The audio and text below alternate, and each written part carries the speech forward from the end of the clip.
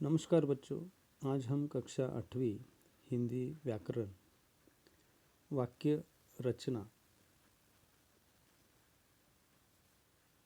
नीचे दिए गए वाक्य पढ़ो। समय बहुत बलवान है, सूर्य पूर्व में उदय होता है, सदा सत्य बोलो। शब्दों के ऐसे सार्थक समूह को हम वाक्य कहते हैं, जिससे किसी विचार की पूर्णता व्यक्त हो, प्रकट हो। जैसे एक छोटे से घर में दादी माँ रहती थी। इस वाक्य से पूर्ण अर्थ का बोध होता है कि एक छोटा सा घर था और उस छोटे से घर में दादी माँ रहती थी। वैसे ही समय बहुत बलवान है, सूर्य पूर्व में उदय होता है। वैसे हम वाक्य लिख सकते हैं कि मेरा नाम रमेश है। तो जो भी हम कहना चाहते हैं उसमें पूर्णता व्यक्त होनी चाहिए। ऐसे शब्दों की रचना को हम वाक्य कहते हैं। वाक्य के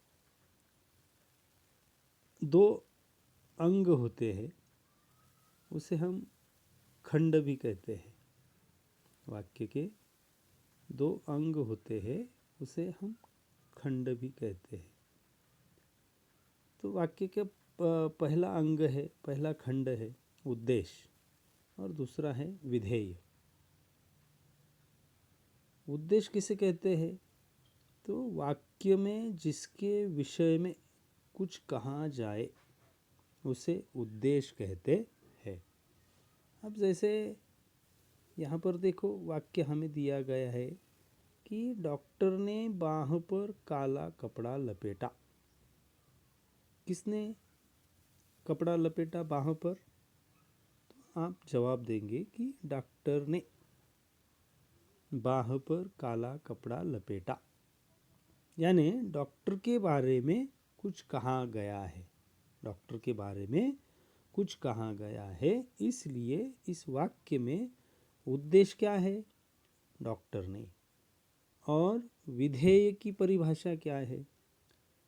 विधेय यानी उद्देश्य के बारे में जो भी कहा जाए उसे विधेय कहते हैं। अब उद्देश्य क्या है? डॉक्टर। तो डॉक्टर के बारे में यहाँ पर बताया गया है कि डॉक्टर ने बाह पर काला कपड़ा लपेटा है। तो जिसके बारे में जो भी कुछ कहा जाता है उसे उद्देश्य कहते हैं, और उद्देश्य के बारे में जो कुछ कहा जाता है उसे विधेय कहा जाता है। तो इस प्रकार वाक्य के ये दो अंग है, उद्देश्य और विधेय। उद्देश्य यानी जिसके बारे में, जिसके विषय में जो भी कुछ कहते हैं, कहा जाता है उसे उद्देश्य कहते हैं, और उद्देश्य के बारे में जो भी कुछ कहा जाता है उसे विधेय कहते हैं। अब यहाँ पर देखो कि कुछ अन्य उदाहरण दिए गए हैं, वाक्य दिए गए हैं, और उसके उद्देश्य और विधेय भी हमें यहाँ पर बताए गए हैं, ताकि हमारे समझ में आ जाए कि उद्देश्य किसे कहते हैं। पहला वाक्य है, तीसरी बहन बस सोचती रही। कौन सोचती रही? तीसरी बहन। यानी उद्देश्य क्या हुआ? तीसरी बहन। और तीसरी बहन क्या करती रही? तो बस वह सोचती रही, यानी बस सोचती रही। ये विधेय है। ये विधेय जो है ये किसके बारे में बताया गया है? तो ये तीसरी बहन उद्देश्य है, जिसके बारे में ये बताया गया है। दूसरा वाक्य है, मेरी लड़की ने मुझसे पूछा। किसने पूछा? तो मेरी लड़की ने पूछा। मेरी लड़की ने पूछा। तो इसलिए मुझसे पूछा लड़की के बारे में बताया गया है, यानी ये मेरी लड़की ने उद्देश्य हुआ और विधेय मुझसे पूछा। इसी प्रकार ये अन्य वाक्यों में भी, जैसे ये वाक्य देखो, राजा ने राजकुमारी को गले लगा लिया। किसने गले लगाया? राजा ने। किसे गले लगाया? राजकुमारी को गले लगाया। इसलिए इस वाक्य में उद्देश्य यानी जिसके बारे में कहा गया है वो है राजा। मैं अंग्रेजी माध्यम में पढ़ने लगा। कौन पढ़ने लगा अंग्रेजी माध्यम में? मैं। अब मैं के बदले यहाँ पर हम किसी भी कर्ता या संज्ञा सर्वनाम लिख सकते हैं। सर्वनाम यानी मैं, हम, यह, वह, ये, वे, आप, ये सर्वनाम के रूप है। तो ये सर्वनाम के रूप का भी यहाँ पर प्रयोग किया जा सकता है और नाम का भी प्रयोग किया जा सकता है। जैसे श्याम अंग्रेजी माध्यम में पढ़ने लगा, तो श्याम, राम, सुरेश, अन्य लड़का लड़की स्त्री पुरुष का भी नाम हम यहाँ पर लिख सकते हैं। तो किसके बारे में ये कहा है? तो मैं के बारे में। जैसे श्याम के बारे में, तो श्याम उद्देश्य है, श्याम उद्देश्य है, मैं उद्देश्य है। तो अंग्रेजी माध्यम में पढ़ने लगा कौन? मैं। यानी मैं के बारे में जो भी कुछ बताया गया है वो विधेय हो गया है।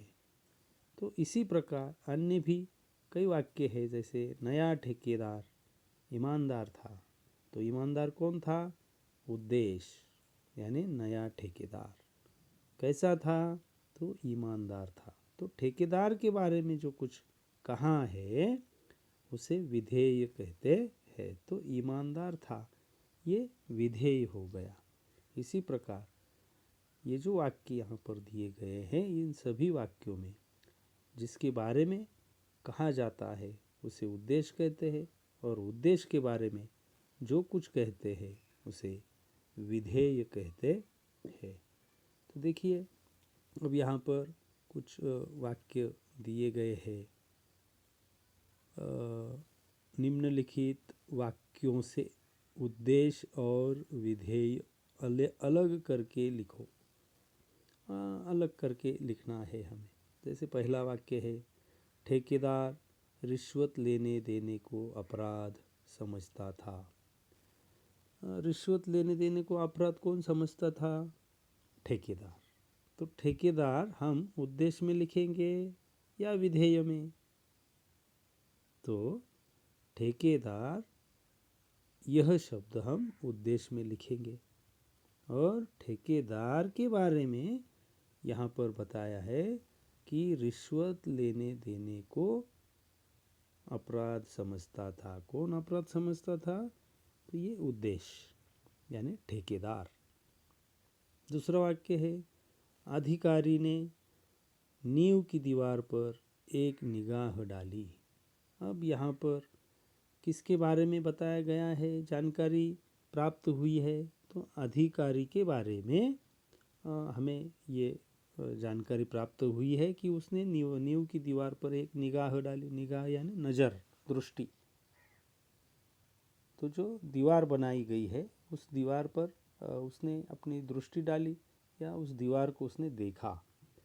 तो अधिकारी उद्देश्य हो गया और नींव की दीवार पर एक निगाह डाली, ये विधेय हो गया। इस प्रकार इन सारे वाक्यों में उद्देश्य क्या है और उस उद्देश्य के बारे में क्या बताया गया है वह आपको विधेय में लिखना है। अब देखो, जैसे मनुष्य को रोज शिकार खेलना पड़ता था। किसको शिकार खेलना पड़ता था? मनुष्य को। तो मनुष्य को उद्देश्य हो गया और उद्देश्य के बारे में ये वाक्य आगे लिखा है, रोज शिकार खेलना पड़ता था। तो अब मेरे ख्याल से अब आप लोग इन सारे वाक्यों में उद्देश्य क्या है और विधेय क्या है ये जान गए होंगे और अपनी कॉपी में सुंदर हस्ताक्षर में ये लिख लेंगे और मेरी व्हाट्सएप नंबर पे ये आप लिखकर भेज दीजिएगा और उद्देश्य और विधेय को समझने की जानने की कोशिश कीजिएगा। धन्यवाद।